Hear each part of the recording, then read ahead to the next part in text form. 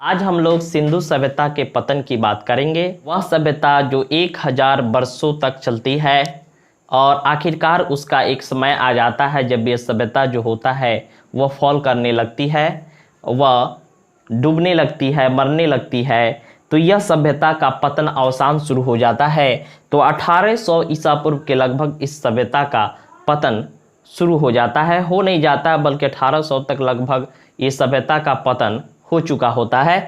और इसके बहुत सारे कारण हैं, कोई एक कारण नहीं गिनाए जाते हैं, बहुत सारे कारण हैं। और इतने कारण और इतने इस पर विवाद का विषय है, वो एक ही कारण है कि सिंधु सभ्यता से मिली जो जानकारी है वो हम लोग के पास नहीं है, या फिर उनकी लिपि जो है वो हम लोग अभी तक नहीं पढ़ पाए हैं। ये हम लोग को पता था। एक कारण बाढ़ हो सकता है, कुछ लोग इसे सूखा को भी कारण बताते हैं।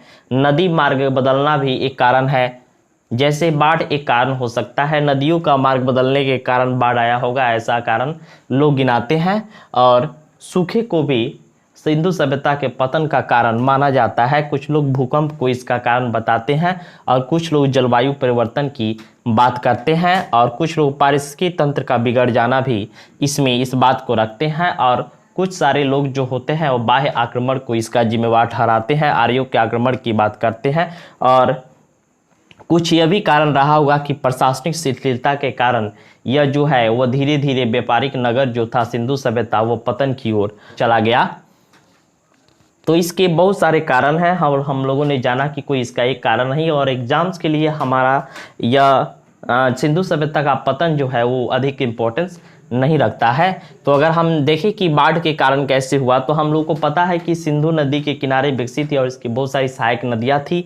तो ये बाढ़ यहाँ पे आना एक समझिए कि ये कोई बड़ी बात नहीं होती नहीं थी, और बहुत सारे लोगों ने इसका समर्थन किया है। और ये सर्वमान्य सबसे परिभाषा है कि बाढ़ के कारण इस सिंधु सभ्यता का पतन हुआ होगा। बार बार बाढ़ आने से लोग जो होंगे वो थोड़ा से असहज महसूस कर रहे होंगे, और धीरे धीरे लोग जो होते हैं इस स्थल को छोड़कर दूसरी जगह बस गए होंगे। तो इस कारण से भी इस सभ्यता का पतन हुआ होगा। और बाढ़ जो होता है वो कैसे आया होगा कि बहुत सारी नदियां अपना मार्ग बदल दी, और जहाँ पे खेती बाड़ी होता था वहीं पे ये जल जमा हो गया। तो इस प्रकार इसका पतन हो गया होगा। बहुत सारे लोग सूखे को भी इसका जिम्मेदार ठहराते हैं। सूखा जो होता है वो कहते हैं कि वे सरस्वती नदी जो थी, घाघरा नदी जिसे कहा जाता है, वह सूख गई, जिसके कारण इसमें पलने वाली सभ्यता जो है धीरे धीरे यहाँ से पलायन करने लगी, या फिर वो चल बसी।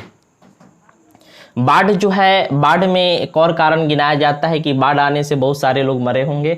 मरने के कारण बीमारियां पैदा होगी, और बीमारी से महामारी पैदा हुआ, फिर महामारी से जो होता है बहुत सारे लोग जो है काल कलवित हुए होंगे, और इस सभ्यता का पतन हो गया होगा। तो इसमें मैक महोदय और एस.आर. राव जो होते हैं बाढ़ को ऐसा कारण बताते हैं, जबकि सूखा के लिए डी.पी. अग्रवाल, सूद, अमलानंद घोष इत्यादि इसका समर्थन करते हैं। बहुत सारे लोग जो होते हैं वे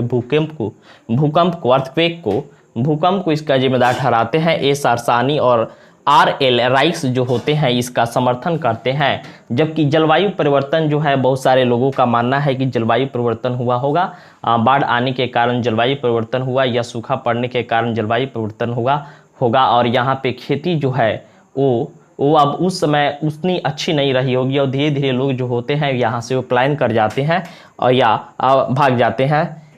इस प्रकार पारिस्थितिकी तंत्र का बिगड़ जाना भी इसका एक कारण है। आर्यों का आक्रमण, बहुत सारे लोग इसे बाह्य आक्रमण बताते हैं, और ऐसा वे गार्डन चाइल्ड जो होते हैं इस विचार को प्रस्तुत करते हैं। और वह व्हीलर जो है, मार्टिमर व्हीलर, इसका प्रूफ भी दिखाते हैं, और वे कहते हैं कि मोहनजोदड़ो से 26 नर कंकाल मिले हैं जिनके सर पर गहरे घाव से चोट किया गया है। लेकिन क्या 26 मानव कंकालों के आधार पर हम इस सभ्यता के पतन का जिम्मेदार मान सकते हैं? ऐसा हरगिज नहीं हो सकता है। और बाद में जो साक्ष्य प्राप्त हुआ है तो इसके आधार पर ये प्राप्त हुआ है कि आर्यों का आक्रमण जो था, वो आर्य जो है वे भारत में एक बार नहीं आते हैं और कई कई गुटों में आते हैं, और आर्य का आक्रमण जो होता है वो सिंधु सभ्यता के पतन के बाद होता है। तो इस प्रकार जो है आर्यों का आक्रमण अब जो होता है वह सही नहीं ठहरता है। अगर प्रशासनिक शिथिलता की बात करें, जॉन मार्शल ने प्रशासनिक शिथिलता की बात की थी, ये कुछ हद तक सिद्ध हो सकता है कि धीरे धीरे प्रशासनिक शिथिलता में कमी आई होगी, और धीरे धीरे जो अपने उत्थान पर यह शहर था सिंधु सभ्यता, धीरे धीरे उसमें कमजोरी आई होगी। और बहुत सारे होता है व्यापारिक शिथिलता भी हो सकता है, जैसे मेसोपोटामिया विश्व की अन्य सभ्यताओं से जो भारत का व्यापार होता था, जैसे मेसोपोटामिया की सभ्यता, तो उस समय क्या होती थी, इसका ये भी कारण माना जाता है। इतिहासकार इसका भी कारण गिनाते हैं कि मेसोपोटामिया में अस्थिरता पैदा होती है और वहाँ से क्या होता है, अस्थिरता के कारण भारत से व्यापार जो बाधित हो जाता है। इस प्रकार जो सिंधु सभ्यता जो थी ये बाहरी व्यापार पर भी बहुत सारा टिकी हुई थी, व्यापारिक नगर था, तो इसका व्यापार प्रभावित होने से यह सभ्यता जो है अब उतना महत्व नहीं रखती थी और वो उस सर्वोच्चता को प्राप्त नहीं कर सकी। इस प्रकार इस सभ्यता का भी पतन हो गया। तो इस प्रकार हम देखते हैं कि सिंधु सभ्यता के पतन के लिए कोई एक कारण जिम्मेदार नहीं है, बल्कि बहुत सारे कारण जिम्मेदार है और सब में कुछ न कुछ सच्चाई प्रतीत होती है। इस प्रकार सिंधु सभ्यता का पतन हो जाता है और एक वैसी सभ्यता जो भारत की नगरीकरण सभ्यता थी, इसका पतन हो जाता है। और अब हम लोग नेक्स्ट वीडियो में अब हम लोग एक नई टॉपिक्स की ओर बढ़ेंगे और उसके बारे में जानकारी हासिल करेंगे।